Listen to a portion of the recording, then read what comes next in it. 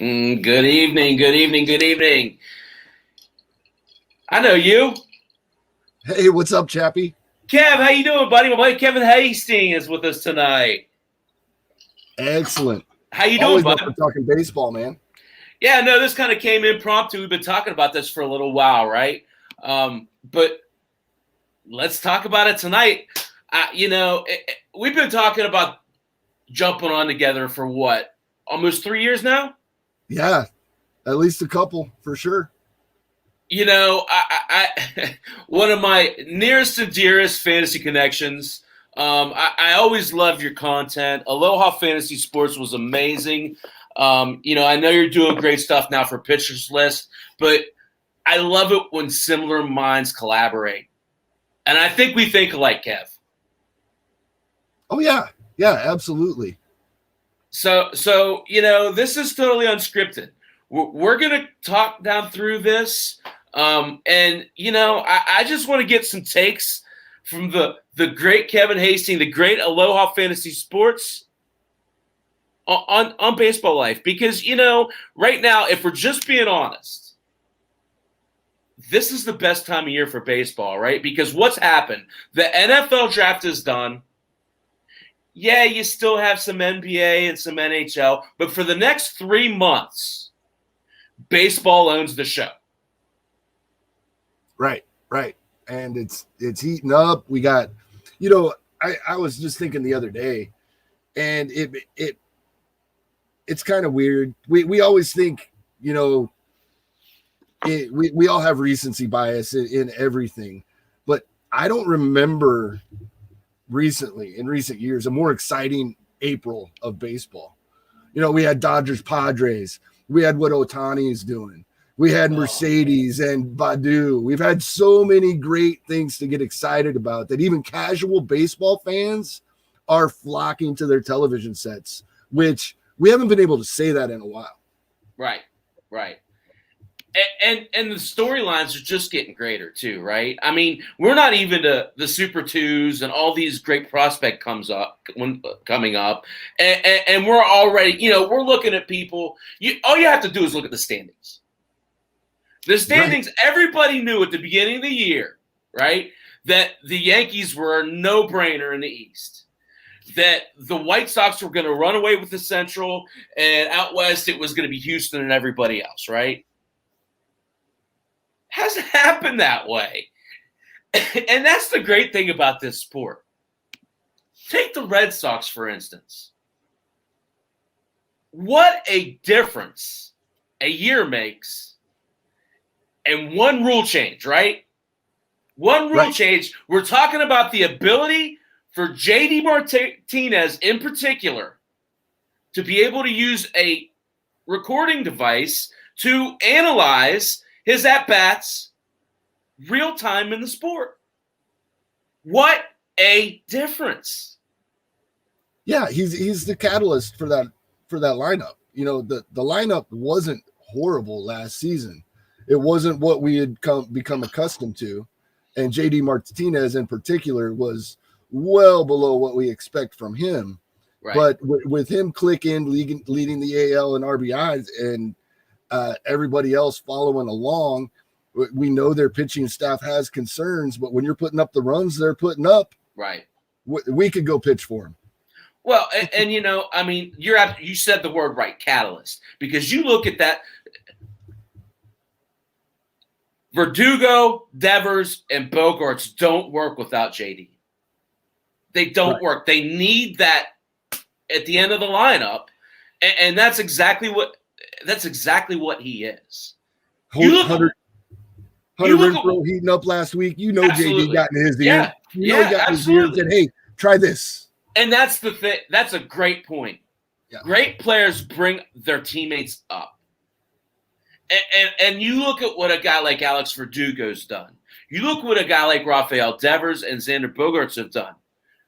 Make no mistake, JD Martinez had a lot to do with that approach to those young players.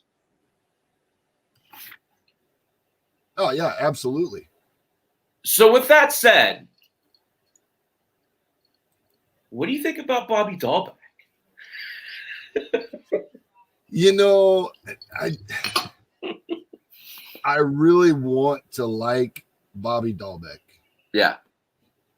And I think he's been okay, but when I dove into his numbers a couple of weeks ago, I came away feeling like I was looking at Joey Gallo with less home runs, and Joey Gallo with less home runs doesn't work. So until he can bring the strikeout rates down, he can be exciting, right? He's got 8 home runs already. Yeah. That's awesome. Yeah. But he's at a 42% strikeout rate. So yeah. it's got to come down. It most certainly will come down a little bit. It needs to come down pretty substantially because this is a guy that you want hitting in the middle of your order, not in the 8 or 9 spot. Right. You know? Yeah. A perfect example of that. Austin Riley. The difference in Austin Riley last year and this year is substantial. I looked last night. He was hit 302 last night or something like that. 307. Yeah. I mean, this is a guy who everyone said he's never going to hit because he can't lay off the slider. Well, you know, I mean, 24-year-olds who want to approach the game professionally are going to adjust to that stuff. And he's done just that. What a weapon for that offense. And you're exactly right talking, you know, correlation. Austin Riley needs to be in that 5 hole in that offense. And if you're hitting 300 and hitting, you know, I know the homers haven't come. I'm not worried about that part of it, right? No, not when he's getting on base at a 400 clip and driving in 16 runs in the process. It doesn't have to be via the home run. Right.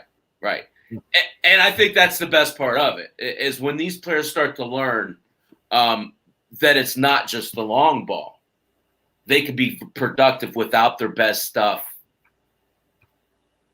distance-wise, right? And you know, I've been a big Austin Riley fan for 3 years now, right? But to see him playing his position and finding a place in the lineup where they can stick him, I think that only benefits him for the better. Yeah, the Reds need to take note and get Suarez back at third base. No, absolutely right. And, you know,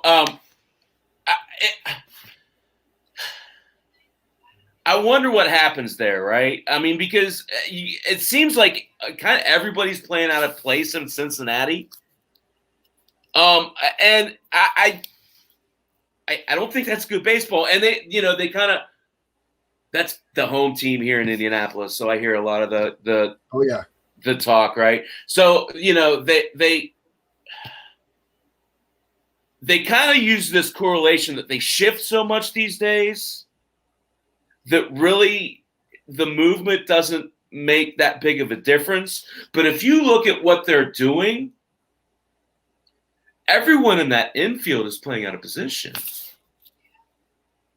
Right. Am I right? I mean, right. So you know, except for Votto. Votto's in position. I don't. He's out for a few weeks now, right? Yeah. I'll tell you, that whole NL Central is so streaky. Yeah. And my first thought when I heard about Votto yesterday or the day before, whichever day it was, but do they move Moose to first base and get Suarez back to third? And because, you know, Suarez first 2 or 3 days of the season, he was hitting his bombs, and I don't think he's hit since. It's been crazy. Yeah, and you know, I mean, it's one of those things with those teams where there's Jesse Winker is another one.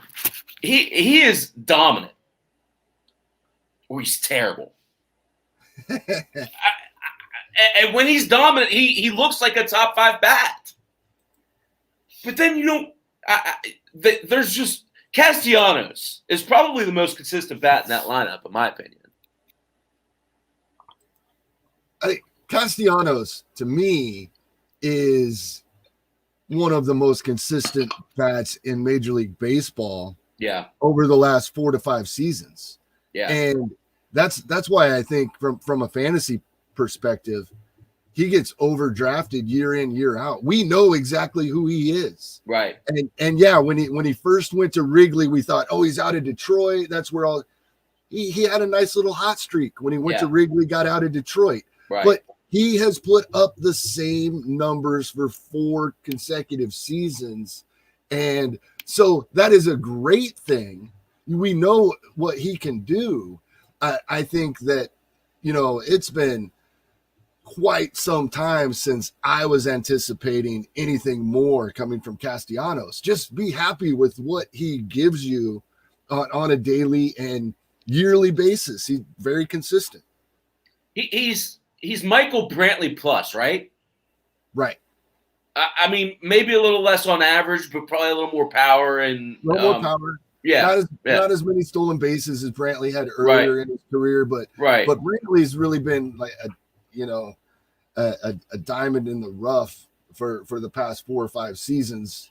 And once I think when people start giving up on Castellanos turning into this 40 home run guy, that's just not coming, in my opinion. Right. And then you're exactly right. The Michael Brantley seasons, nice batting average, right. Nice power. Yeah. Just not what people were hoping for. Right. I think those are the seasons we'll continue to get. Yeah. But I mean, if you're playing an offense like Cincinnati has right now, the runs and the RBIs will be there. Absolutely. Roll up the counting stat. Now if Cincinnati goes and sells off a bunch of their talent, it could change, right? But you think if they change or they sell off a talent, Castellanos is probably the first to go. Yeah, and well, that's another thing. And you're there, so like you said, you're that's the the home team where you're located, and all this talk all through the offseason, and it still happened early in the season that they're selling everybody off. Right. No, they didn't. Bauer left as a free agent, and they traded Iglesias. Right. Nothing else happened. Right. They still have everybody else. And the offense is playing as we thought it should have last season, even with Suarez being as horrible as he is, which I think all they got to do is move him back to third base. And so the offense is there. They have one of the top pitching coaching staffs in baseball, in my opinion. Yeah. And I don't understand this. Well, the Reds are going to sell everybody. They traded one guy. Another guy left as a free agent. Right. So I think they're going to win the Central. Before the season, that was my prediction. I still think it can happen. Yeah.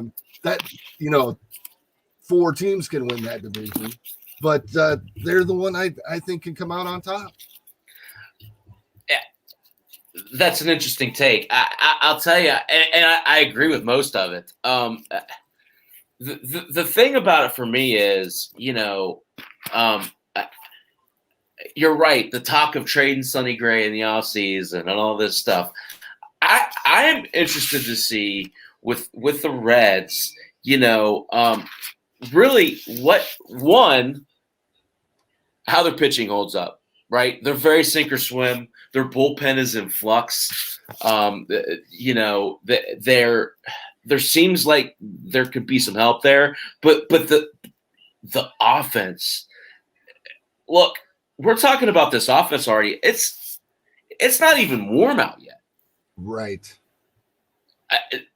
Small Park is one of the funnest games to go to because you go to that stadium and you're right on the river there, right? And it's just. It's very much it's a launching pad, especially when it's warm. And to think about those guys in July and August, there could be some really gaudy numbers put up there. Yeah, absolutely. What's that?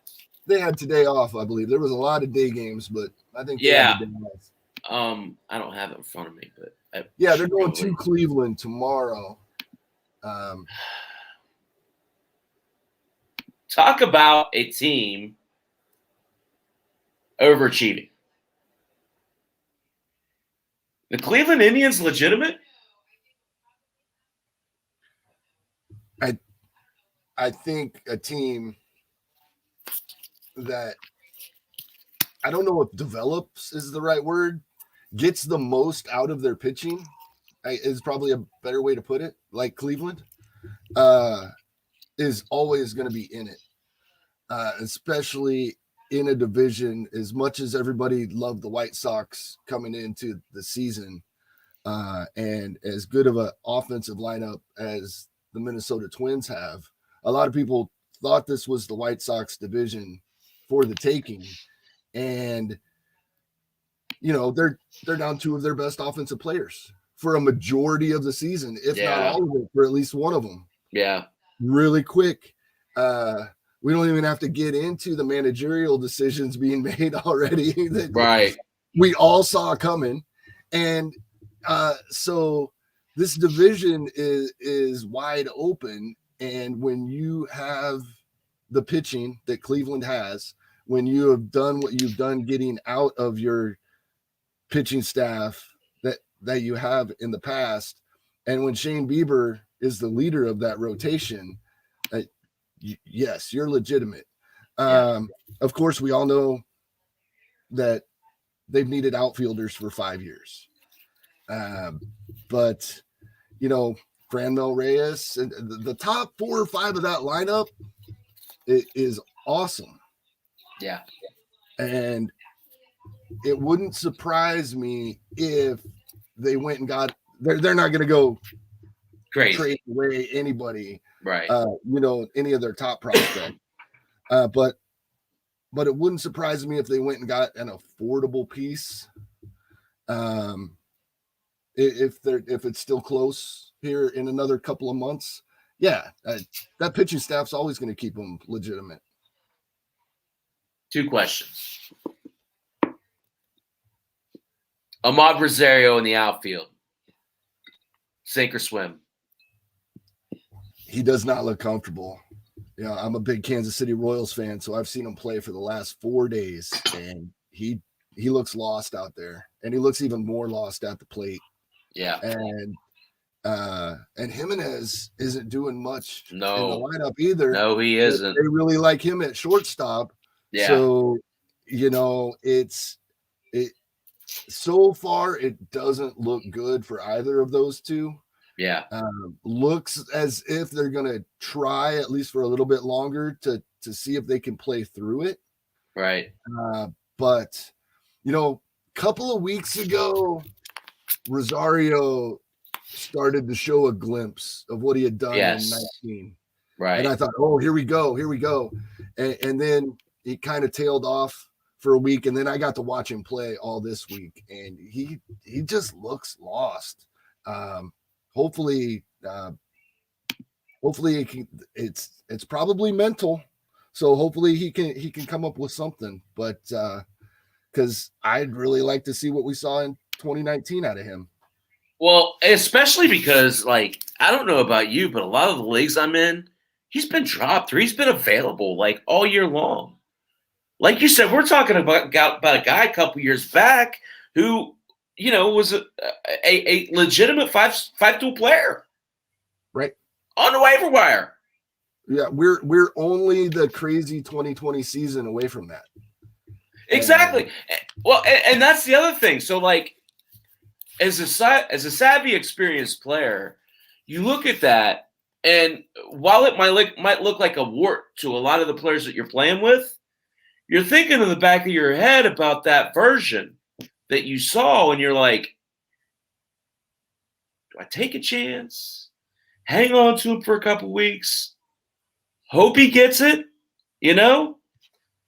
But having grown up in baseball, you know, if you're not comfortable, if you're playing out of position, that affects everything. Right.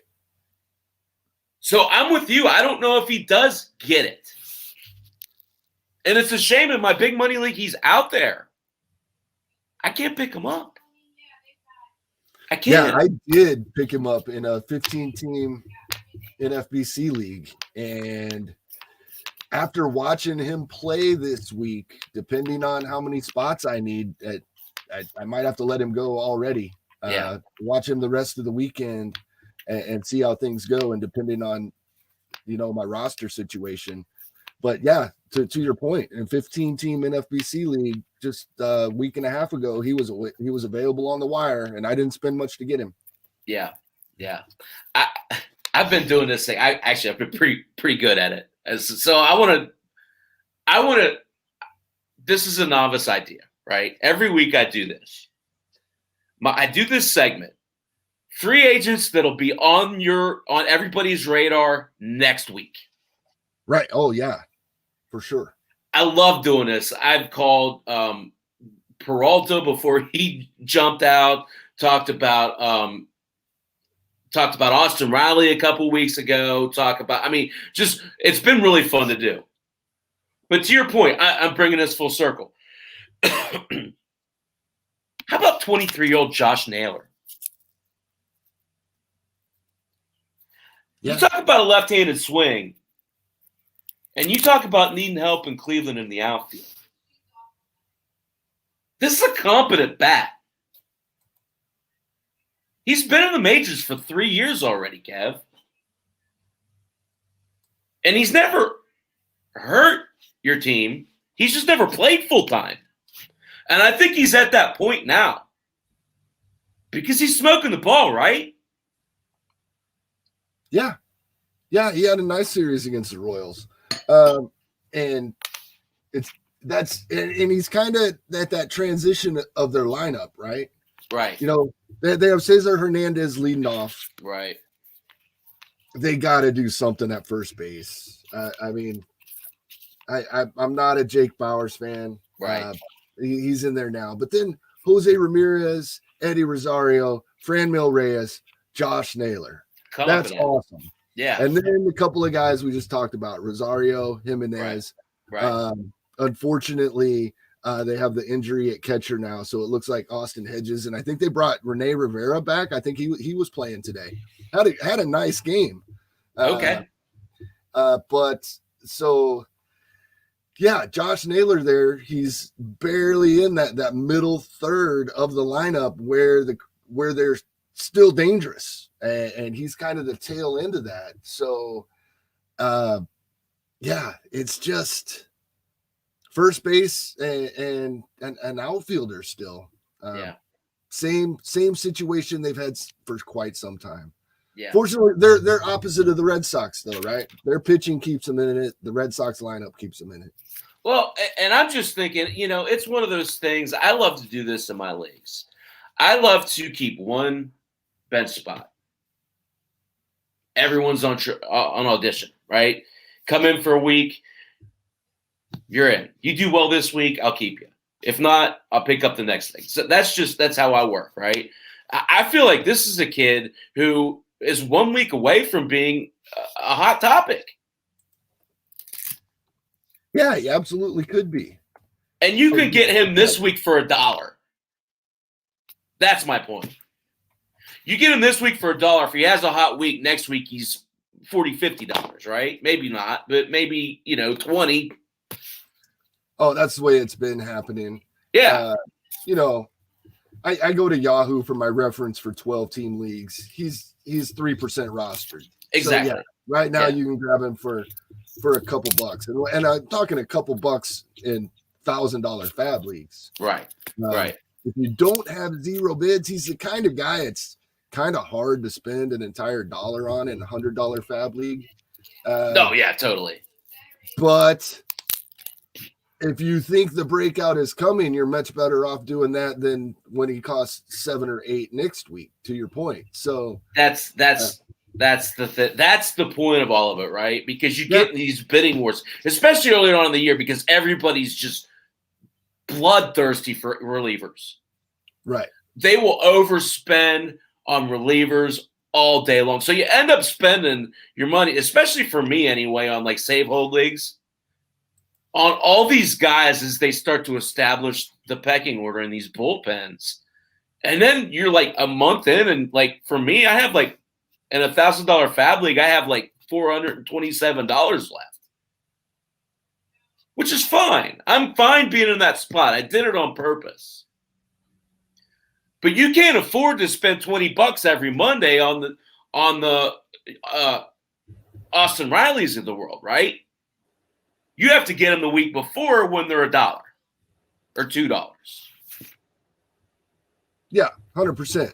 You know, we have basically between $35 and $40 a week. And that's if you never spend more than that. That's if you never go after the big closer that's going to have the job and he's available, or one of the it gets hurt the next day guys that comes up, you know, and you have to have, you have to have money at the end of the season. Yeah, because you want to be in contention.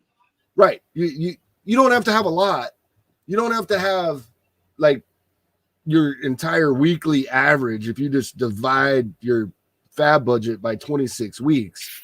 But you have to have some. You have to be able to fill holes if you have injuries late in the year. Right. You can't have zeros in your lineup. Right. So you have to have some left. And you have to plan. There's going to be a week or two where you are forced, due to need, to spend more money than you want to. Yep. So to your point, hey, if you're spending $20 or $25 on a player, that's really the only player you can be in on for that week. Exactly. And if you're wanting to make other speculative bids like the ones we're talking about, yeah, you have to almost be doing all speculative bids and trying to always be that week, 2 weeks. And these days, everybody's so smart at this, even 3 or 4 weeks ahead these days. Yeah, yeah. Here's another name. So, Kev, I know you know I'm a big Cubs fan. You see, I got my Pirates stuff on tonight. Yeah. I've been all season. I've been wearing Blue Jays, Angels. I can't remember who. Nationals. I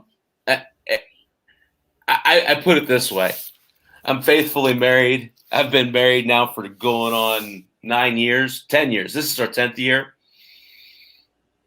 I'm 46 years old. I've earned the right to say to the Chicago Cubs, we can still be friends. But I want to see other people. It's tough because here in Indy, it's weird. We're blacked out. I haven't watched one Cubs game tomorrow.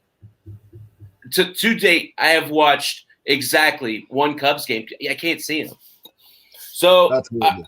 I've been watching a lot of Blue Jays. I've been watching a lot of the Angels. You know, I have players on those teams.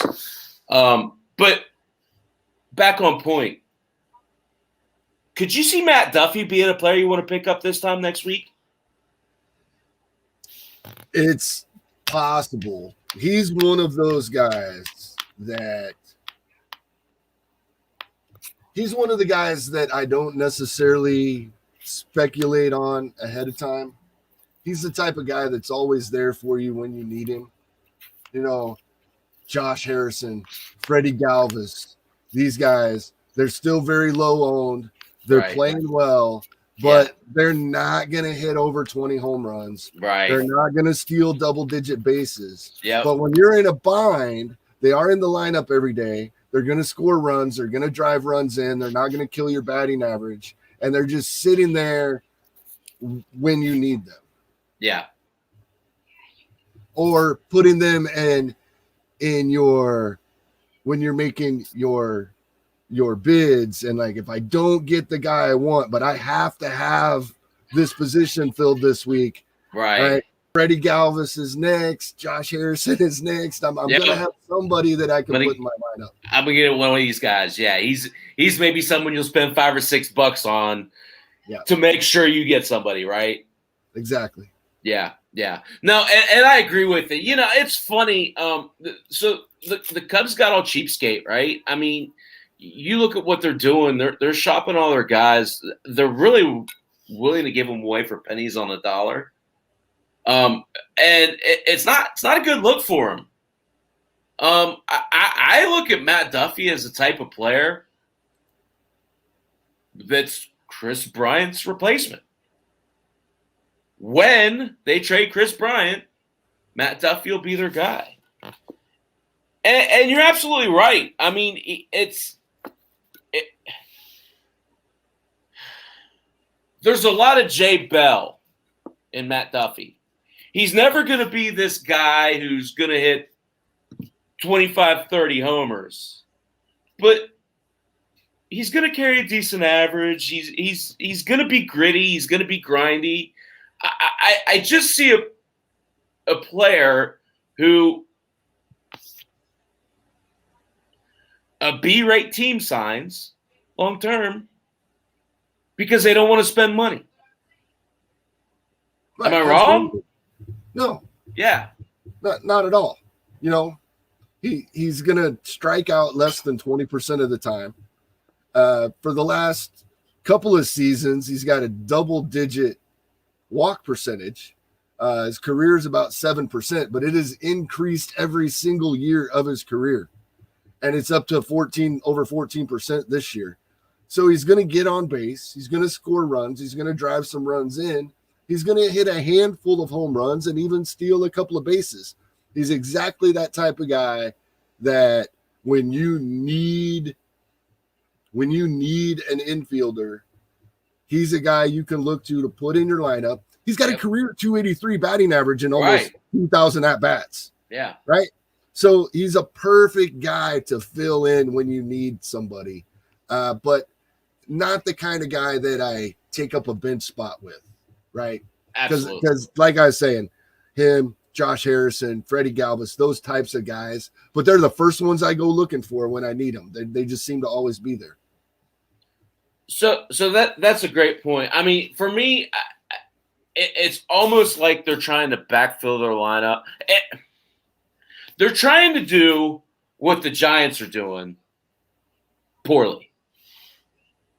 That's how I look at it. They're trying to be financially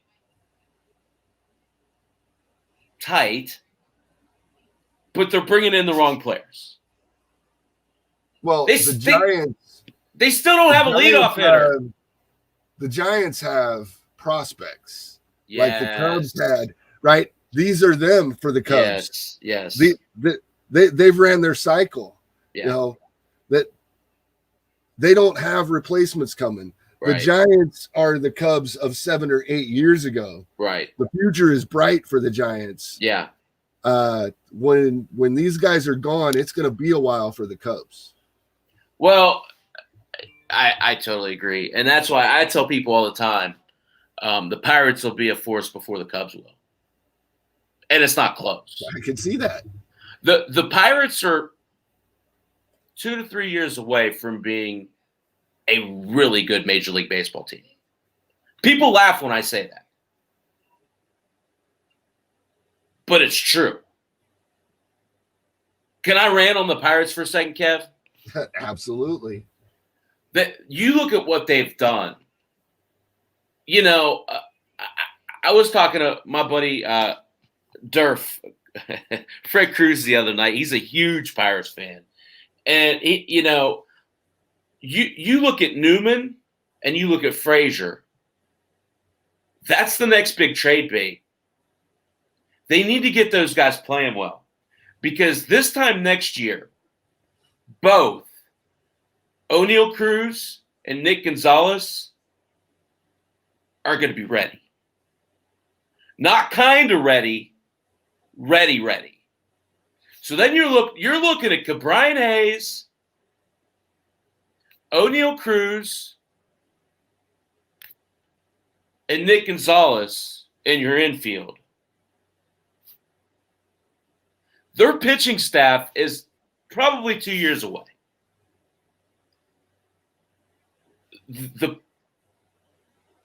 Ben Sherrington's done a masterful job in Pittsburgh. And Kevin, no one's talking about it. Nobody's talking about it. Guess who has the first overall pick in the MLB draft, Kev? Yeah, what are they taking? Are they taking lighter or rocker? I mean, it sounds like the flavor of the day is rocker, or excuse me, is lighter. But I would take rocker. That's me. I don't think you can go wrong with either one of those guys, right? They're both amazing. So where does that pitcher fit in? Do you put them right with Quinn Priester and I can't remember the other pitcher's name? One's a lefty, one's a righty. They were the two highest rated prep pitchers out of the draft in, I think it was 18 or 19. They have both of them, and they're paired up. They're stepping up the minor league rankings together. So I just think probably this time, the end of the year, those guys will be about high A, double A level. Do they just pair that pitcher up, or do you think rocker or lighter are good enough to just say, there you go? I think it takes a little bit of time, but not a long time, right? Right. Just me being a Royals fan, I'll go to Brady Singer and Chris Bubick, who came up last season, and they were part of the 2018 draft class when the Royals took 5 college pitchers in the first round. And they took their lumps, but they showed a lot of potential, and they've had some ups and downs, but they look to be like they're going to be fine additions to a major league pitching staff, right? And that was 2 years. And it kind of opened people's eyes, right? Taking the college pitchers, the guys that had more mature bodies, had a few more innings on their arms, maybe have built their arms up, little better developmental pitching staffs, coaching staffs. And so then 2 years is pretty quickly from draft day to Major League Baseball. So, and Vanderbilt is as good as it gets when it comes to that development. It's like a AAA team, right? Oh, they're better than a majority of Major League Baseball teams. Yeah, seriously. Yeah, I've heard people that say that. Yeah, that they are better than some Major League Baseball teams. Right. At their process of what they go through, and the equipment they have, which just boggles my mind. The analytics. How can you have a $2 billion company, which every baseball team is valued at least $2 billion?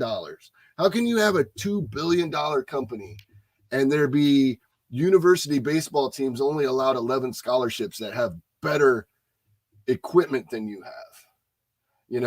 Boggles my mind. So I think that's a different discussion for a different day. Right. And exactly. To circle that all back to your question, in a couple of years, whichever one of those guys they decide to take will probably be knocking on the door. Yeah. I think knocking down the door. I mean, it's interesting, though, because you look at a guy like Casey Mize, who, let's be honest, struggled, right? I mean, it's amazing when you have this elite stuff and it doesn't transpire immediately. The confidence is such a big part of it. Yeah, it's frustrating, and especially these guys that dominate in the minor leagues, right? And they can appear to have 2 or 3 or more good pitches, but what we end up realizing is they're really counting on overmatching minor league hitters with one really good pitch, and that doesn't work when they get to the major league level. Wait a second, can I bring an exception in? Yeah, of course. Shohei Ohtani. Is that guy amazing? Oh, it's unbelievable. I've been saying since he came up, he's the most fun player in baseball to watch. I was pounding tables saying if you live on the East Coast, yeah, and you don't get to watch baseball on Sundays when we typically see the most day games. Right. You need to start setting your DVR because you're not seeing the most fun player in the world play baseball to watch. It's absolutely amazing. So I so many different directions I want to go here. So I want to play this. I want to play this up. That's why we didn't even do an outline, Chappie. Right, exactly. So I want to play this out carefully. First off, in my house, the California / Anaheim / Los Angeles of Anaheim / Los Angeles Angels are must-see TV. 100%. They have the two best players in baseball playing on the same flipping team. Right. They have the best hitter on the planet, and they have the best baseball player on the planet. And both could be really close, if not second, in the other category. Yeah. And you know, okay. Starting point. If you have Shohei Ohtani on your team, and you can play him at pitcher or you can play him at hitter, only one, where are you playing him? If I have to choose, he's a hitter. I want that value every day. Yeah. You're absolutely right. I have him, Kev. I have him in a weekly league. And I'm stuck with him at pitching right now because we drafted Jorge Soler. And right now, Shohei's only eligible. They're both only eligible at utility. Mm-hmm. And I'm not giving away Jorge Soler. Right. And he's had a slow start, but he has been playing games in right field. So that should help you soon. Exactly. I was, as recently as this offseason, in the one of the many, I think, that was on the Shohei Ohtani should play right field and then come in as the closer. I was I was in that boat. Yeah, I grew up in Omaha, Nebraska, going to the College World Series every single year. And the best college programs in the country, that's what their closer comes in from a position. I watched Houston Street do it for Texas for 2 seasons at the College World Series. He's walking over from third base and striking 3 guys out to end the game, right? I watched that happen for a couple seasons at the College World Series. I could see someone like Shohei Ohtani doing that at the major league level. But if he can prove he can stay healthy, then as a baseball fan, I want to watch him to continue doing what he's doing right now. I totally agree. And let me tell you what ticks me off. Flipping Joe Madden's done this to him twice now already. Let him hit when he pitches. Let him flip it. Phil Gosselin does not need to be in the damn lineup when Shohei Ohtani's your pitcher. Ever. Yeah. He's done it a couple of times. I think we might see it a little more. And that might have to do, I know they play in Southern California, but the weather's going to be warming up, and that might help that situation a little bit. You know, he doesn't have to be sitting over there with his one sleeve of his jacket on in between innings. It'll be 90 degrees out, and they'll let him go up to the plate. Yeah, I just don't understand. He's your second best bat, and he's probably the second best bat in the league. If we're, he's in the conversation. He's in the conversation. I hate ranking guys in order, but if we had to name 10 guys we'd want to take to the plate in a do or die situation, he's in the conversation, right? This is fun. Is Shohei Ohtani a first-round pick next year? Unfortunately, not the way most leagues and most sites rules are right now. Now, some sites are putting feelers out there. I don't know if you saw it. I think it was RotoWire that put a tweet out not long ago. If Shohei Ohtani could play as a pitcher and accumulate hitting stats on a site, would you move your league to that site? I don't know if you saw that question. And that would change everything, right? That's I've been wanting to do that for a while now. Because if you think about it, okay, this is fun because this is all organic. Are we going the way of Shohei Ohtani, where you see more and more of these two-way players? Hunter Green, Mackenzie Gore, Brandon McKay. I think it will still be rare. Right? The fact of the matter is, most of these guys will end up not being good enough at one or the other. Exactly. That's the thing, That's how it goes. That's what's happened throughout history, right? That's why this is so much fun. Unique, yeah. He is awesome at both when he's healthy. So that was the whole trick all along. 3 years ago, right, when most fantasy baseball sites, he was two separate players. Right. And it was because they hadn't thought about all of the coding, how they were going to make it work for the site. Exactly. So then when one site said, well, he's one player, but you got to choose whether he's a hitter or a pitcher, right, everybody else said, oh, we got to fix ours. Right. So they implemented that as well. Now, if one site comes up with a way and that you can utilize both.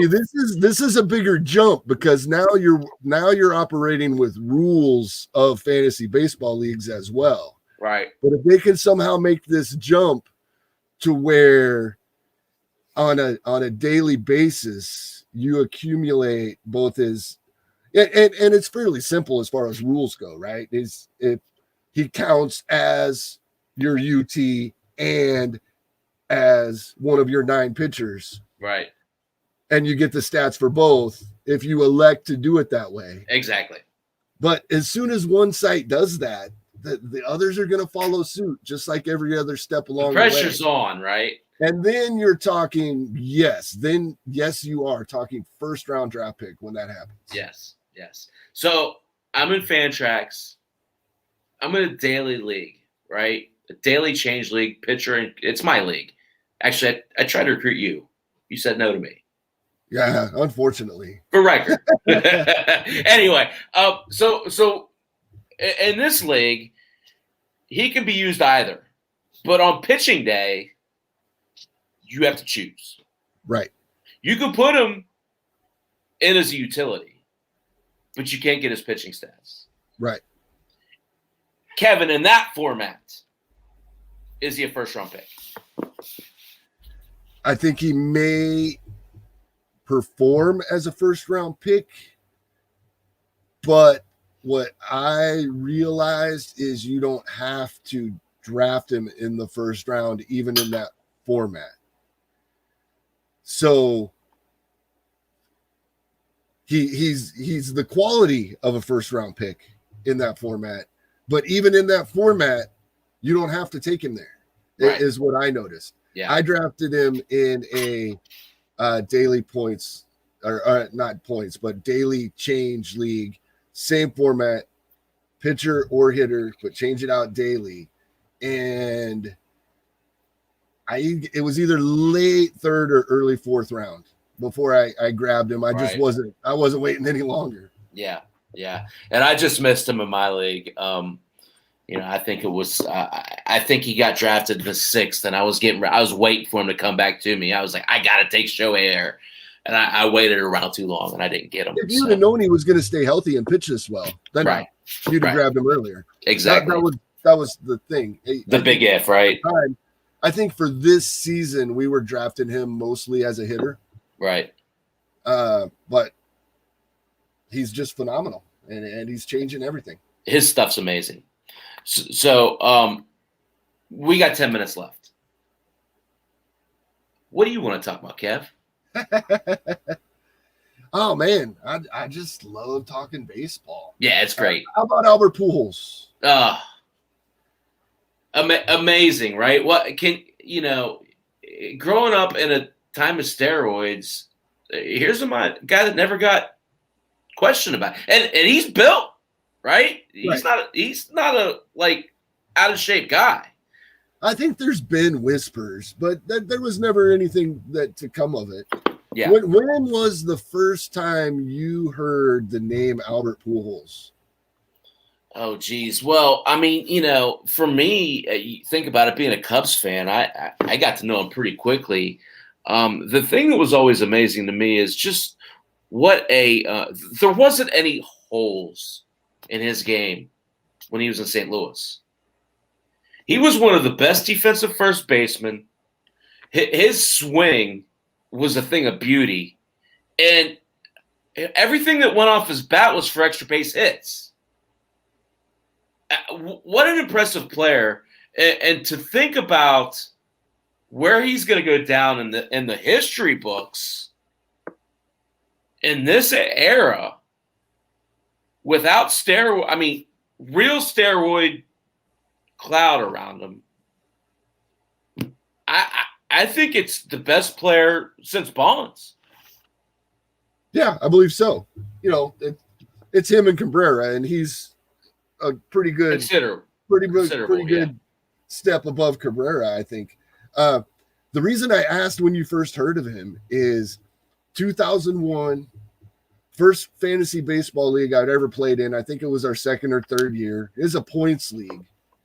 And there was a St. Louis Cardinal fan in the league, and we're sitting there, late rounds, and he's Albert Pujols, and who is it, right? He's drafting this guy none of us had ever heard of. It wasn't like now when we'd all good point. Thank you. On all the prospects list, right?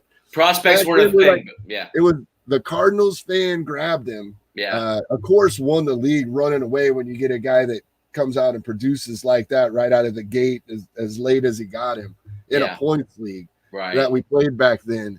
But it's just, I have never forgotten him drafting him when 11 other guys in the league had never heard of the guy. Well, and that's a great point, because you think about what happened when he was in St. Louis. He averaged .330 with 40 doubles and 40 homers per year. Right. Who does that? I saw a good one for 10 years. His career average is 298, and he hasn't hit 298 in over 10 years. Yeah. It's and that just speaks volumes to how good he was for a literal decade, Kev. Right. 100%. And I'll say this. The Angels never got that version of Albert Pujols.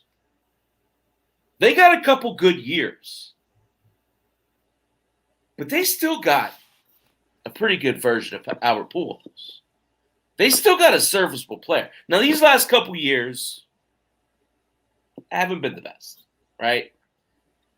But he's produced everywhere he's been. Every year he's been up, he's hit. And, a lot of respect for the guy. Again, I look at him in an elite tier, in the same tier as I look at a guy like Barry Bonds. First ballot Hall of Famer, I think. Oh, easy. Do you think I think for sure someone will sign him for the rest of this season. At least give it a try, because it's going to cost literally nothing. The Angels will be picking up the contract. But do you think he plays next season to try to get to the 700 home runs? He's 33 away. He's not going to make it this year. I would hope so. And I think it's a great point. I say this every time something like this happens, though. I'm sure you've probably heard me say it before. If you're a team like the Pittsburgh Pirates, it's a win-win situation. Like you say, you're paying them literally nothing. It automatically adds credibility with the fan base, puts seats in seats, at the stadium, and it's people will start paying attention to what we're building in the background. I say what they're building in the back. Yeah, I'm a Pittsburgh guy. You know, actually, I'm a flipping Mountaineer. You know that, right? Right. We didn't even talk about the Mountaineer that threw the new hitter. But you know, him going to a place like, can you imagine Pujols playing in Pittsburgh? No. More so if it was American League. Yeah. And I'd watch. I mean, you and we watch all kinds of baseball that baseball fans don't watch. But I think it would get people to tune in. It would get people in Pittsburgh to the games while they're rebuilding. Yeah, absolutely. Yeah. And you know, I mean, so you think about it.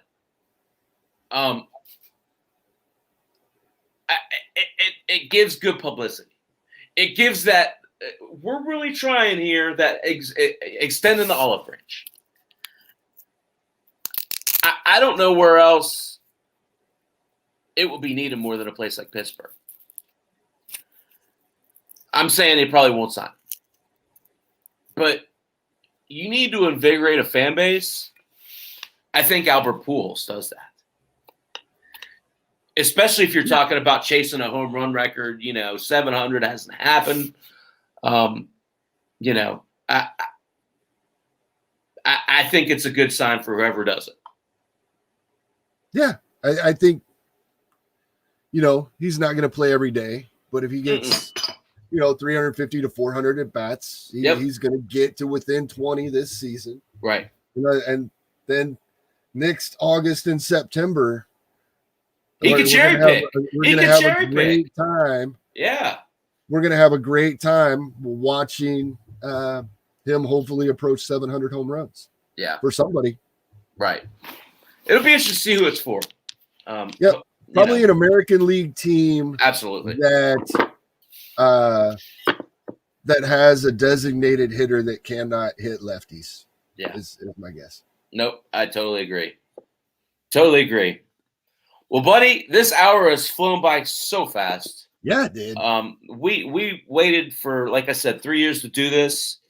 Let's do this soon. Yeah, absolutely, man. Cool. Enjoyed it. Chap's Fantasy Chat, Thursday nights at 8. Come back in at 10 o'clock tonight. We're going to be talking some NFL draft. Not me and Kevin, me and Randall. But, Kev, you want to pub your shows or?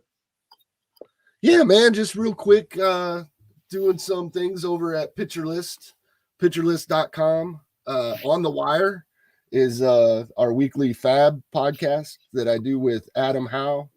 And we usually, not always, but we usually have a guest on each week. And then I have a weekly Fab article on Pitcher List, comes out each Sunday afternoon, just in time for Sunday Night Fab. Awesome. Kevin Hastings always doing great things. One of the great fantasy minds in this industry. Thanks for coming on, brother. I appreciate the hour. Guys, I'll talk to you guys in an hour. And Kevin, thanks again for coming. Thanks for having me. Love it. We'll do it again soon. All right, brother. Take care, man. Later.